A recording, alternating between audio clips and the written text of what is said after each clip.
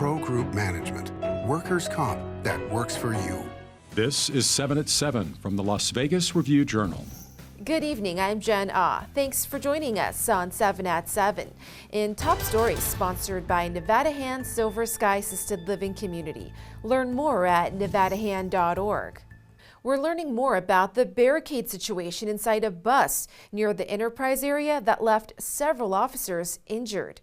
When the bus was pulled over Monday night, police say a Metro K-9 bit Alan McFarland after he refused to get off and had reportedly attacked an officer with rocks. McFarland then bit an officer and was arrested. The officers were treated in the hospital and released. And $18 million. That's how much it may cost the Clark County School District to settle with the guardians of assaulted children. Michael Banco is in prison for sexually assaulting preschoolers. The school board will consider authorizing another $9 million settlement in the federal case related to the former school bus driver on Thursday.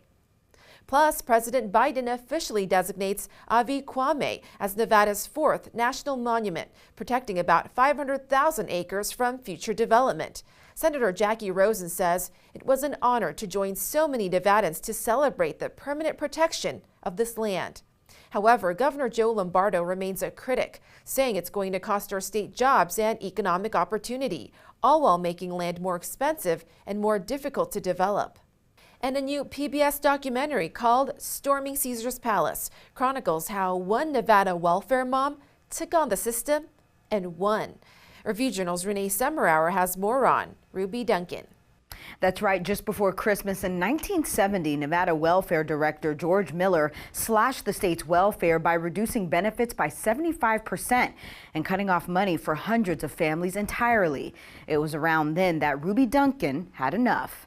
Duncan was a mother of 7 and extremely poor. So Duncan and a dozen of her fellow poor mothers started to organize to compel state officials to address their concerns, eventually turning into the Nevada Welfare Rights Organization. There were so many mothers there that needed to feel like they was somebody, and somebody was paying attention to their grievances. A crowd of about 1,500 descended on Las Vegas Boulevard, joined by movie stars and the National Welfare Rights Organization to call for action. The crowd of women that was with me always was so exciting. The scene that day is captured in a gripping new documentary, Storming Caesar's Palace, which premieres nationally on PBS on Monday.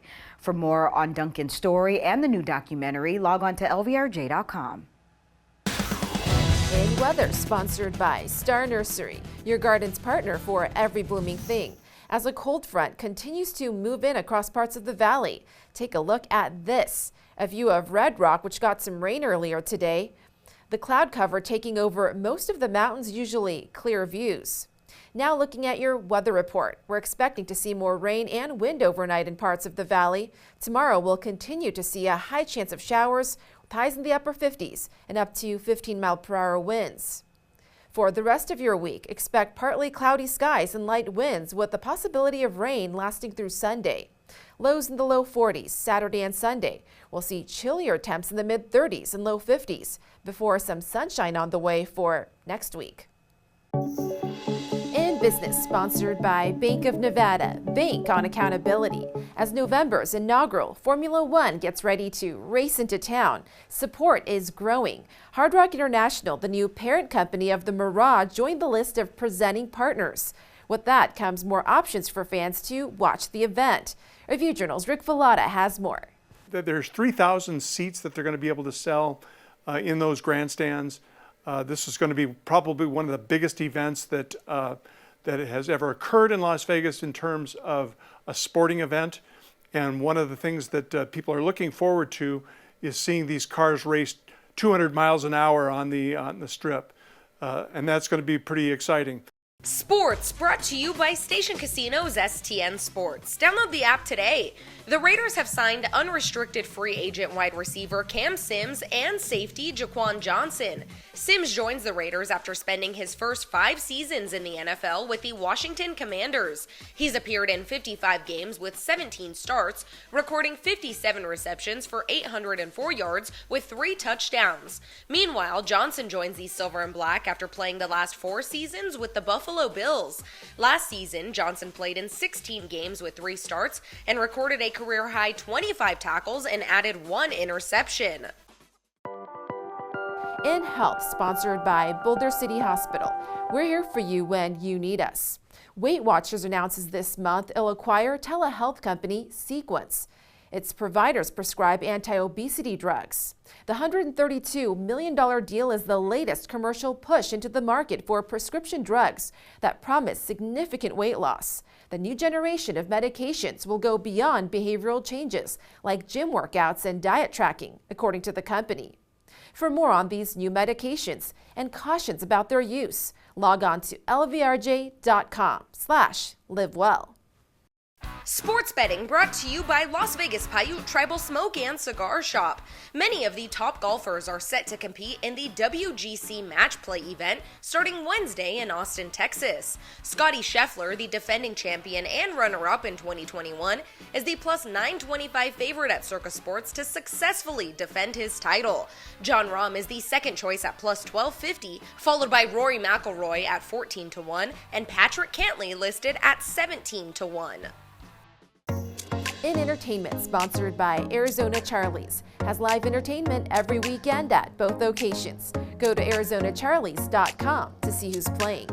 Downtown Las Vegas is getting a new restaurant with attitude. Longtime Vegas chef Noé Alcala is bringing Zaid to East Fremont Street. The tagline for the new spot is Gastronomy with Attitude. The original location is in Mexico, but now the flavors are coming here.